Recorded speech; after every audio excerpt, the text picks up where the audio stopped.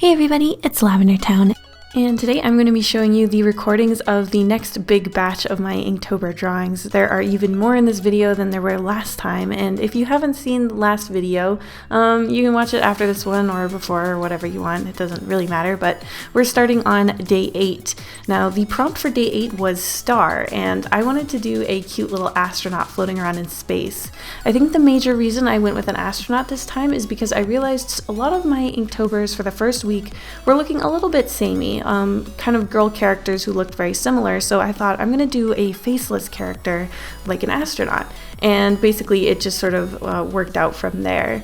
I'm using that brush pen that I got from Micron, and it's starting to fray apart a little bit, but it's mostly still got its sharp consistency. And then I'm doing all my fills with a black Sharpie because I was not happy using up all my ink in my expensive Micron pens when I have a perfectly good chisel Sharpie.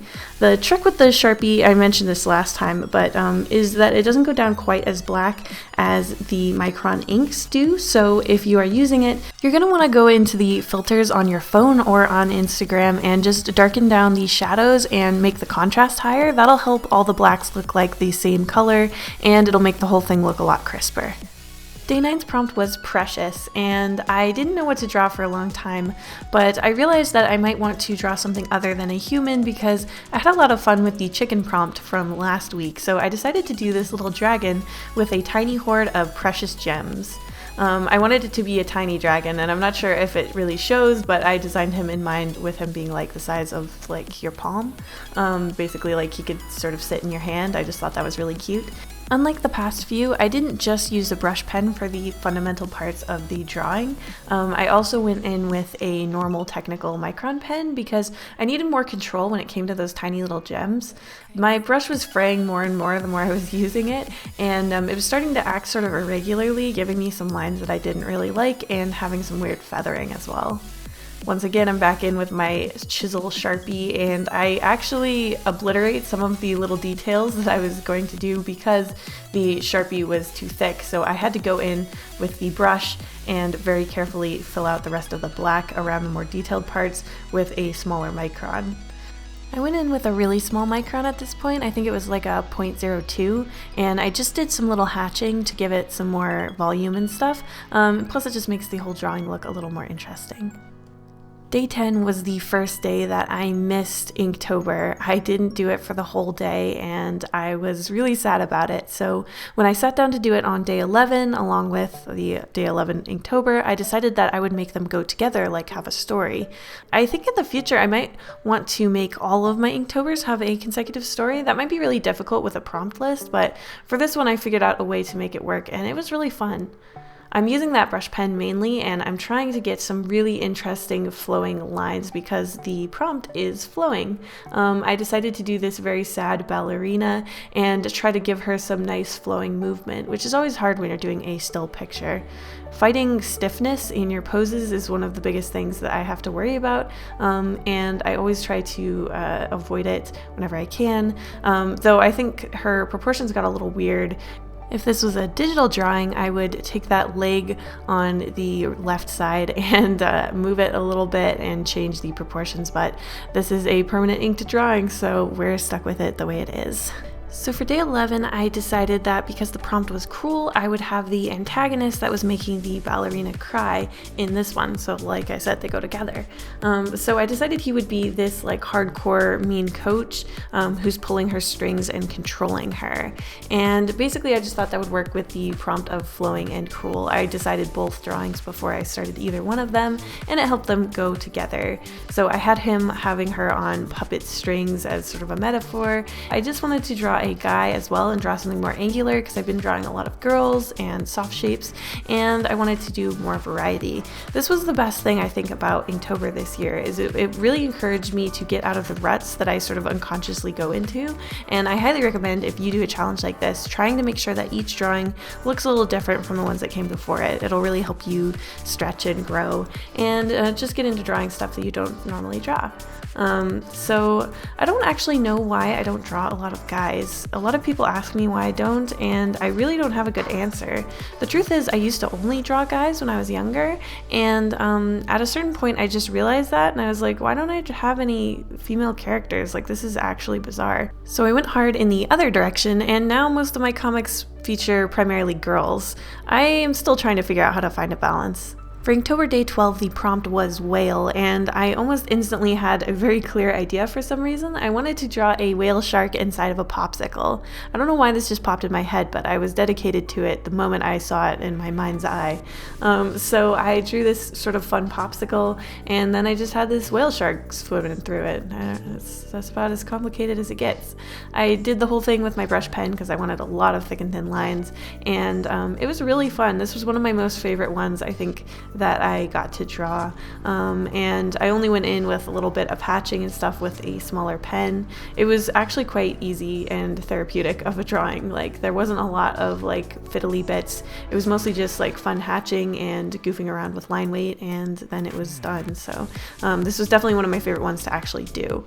A quick tip for shading with ink: if you can't consistently get your lines at exactly the same angle, intentionally skew them a little bit rather than being just slightly off. It's better to have them all be sort of intentionally off, and then it creates a cool pattern. For day 13, the prompt was guarded, and I knew I wanted to do something kind of interesting with the black and white contrast. I really wanted to do a big block of black behind her, and it would sort of cut out an interesting shape. It would mean that I wouldn't have to do a lot of black and hatching inside of the image of the girl because it would stick out strongly from the black background. You'll see in a second. Basically, I just wanted her to look like she was peeking around a corner at you, like she had a guarded personality.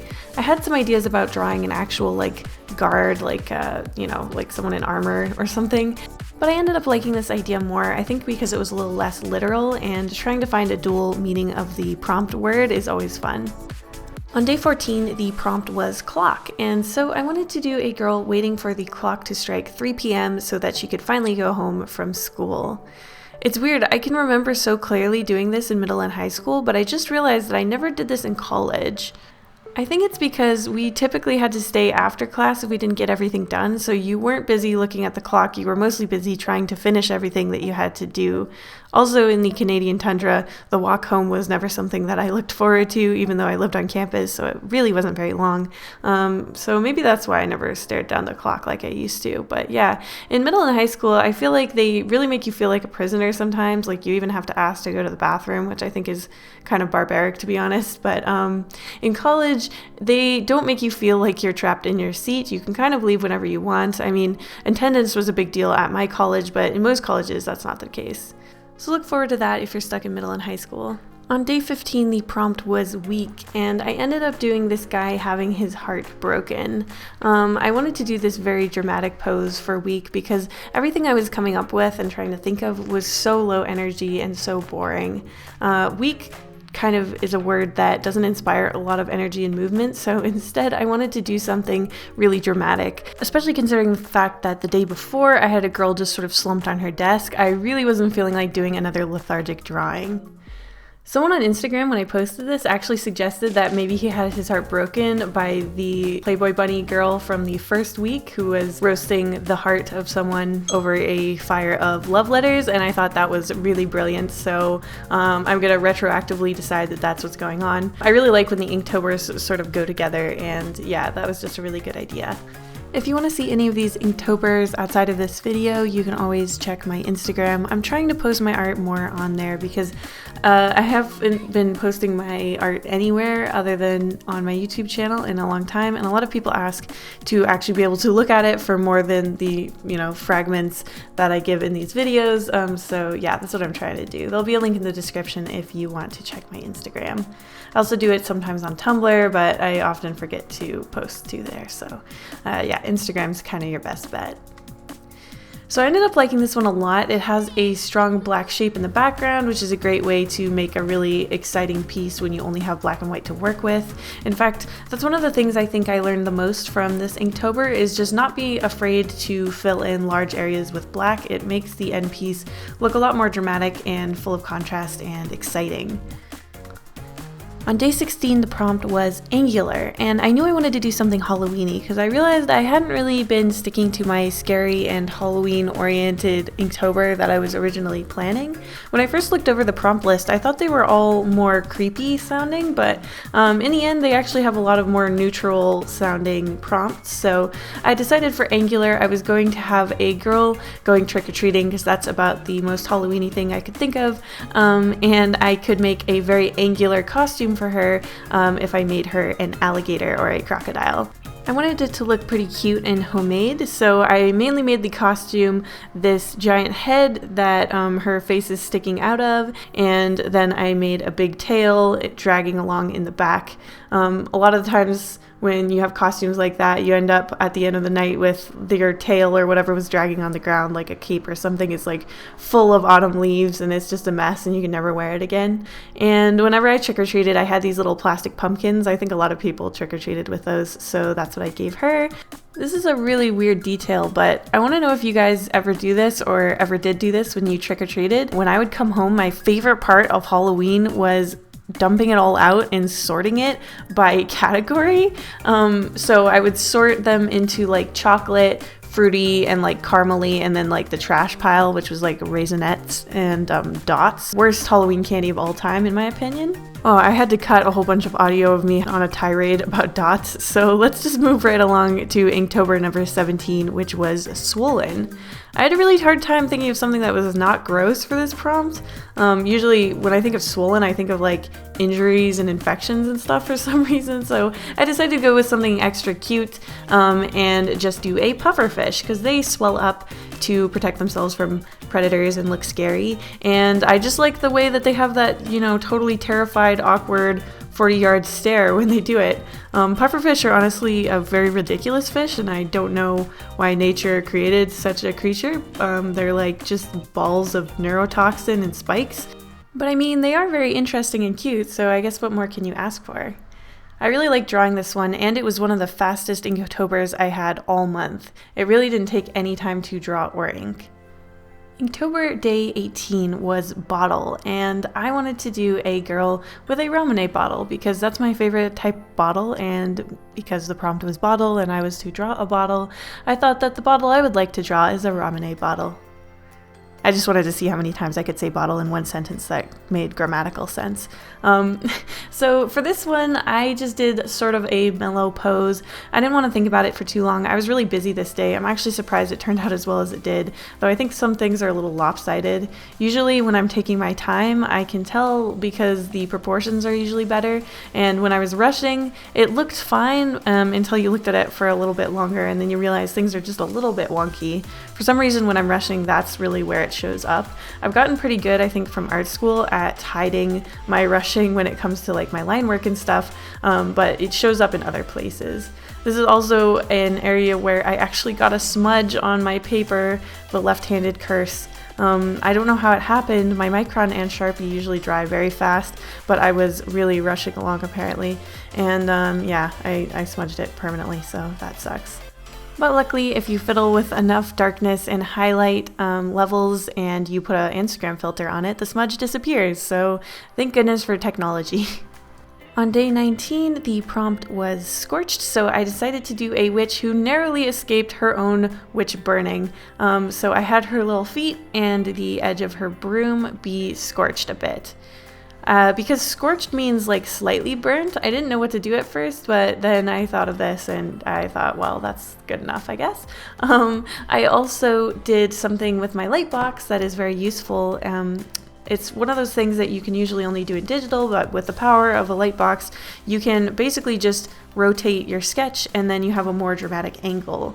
A lot of the time I don't do the most dramatic angle, and being able to tilt it around and look at it in the light box and see what angle is best and then tape it down that way is a good way to make it look like you always have a natural sense of dynamic posing when maybe you don't actually. This was one where it was really crucial for me to mess with those contrast sliders because you could actually see the micron lines through the Sharpie fill on the cloud of smoke.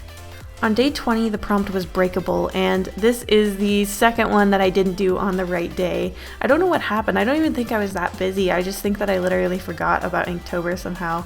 I think I was getting more and more hyped for Halloween and planning costumes and a party that I was planning to throw, and I just didn't end up getting to it. So I have negative feelings about this Inktober because I was really stressed out that I had to do it on the wrong day. It's really important if you're a perfectionist type not to punish yourself too much for getting slightly off on challenges like these. It can really end in you just giving up, and it's always much better to just continue and let it go. But yeah, it really stressed me out. But basically she's the thing that's breakable. She broke her arm and her leg skating, and now she's just depressed, waiting for them to heal so she can skate once again. I tried riding my friend's skateboard when I was in 5th grade, and I immediately fell down very hard and knocked the air out of myself, and I just politely was like, I don't think I will be skating. Thank you for the opportunity. And that's my whole experience with skateboards. Wow, that was a lot of drawings for one single video. I hope you guys enjoyed it. If you want to see the last batch of Inktober recordings, let me know. Otherwise, I will move on to something else. I hope you had a good October, and I will see you guys very soon. Big thank you to my patrons, including Calpompone, Dr. Casket, Elizabeth Album, Hope Chilsum, JJJ, Blep, Blah Blah Blah, Micah Dactyl, Okamore, Ollie, Poopuik, Rachel Singh, Rosie Warlock, Sergeant Pendulum, The Artsy Moose, Yo Boy ST, Zixith, and Zoe Stardust.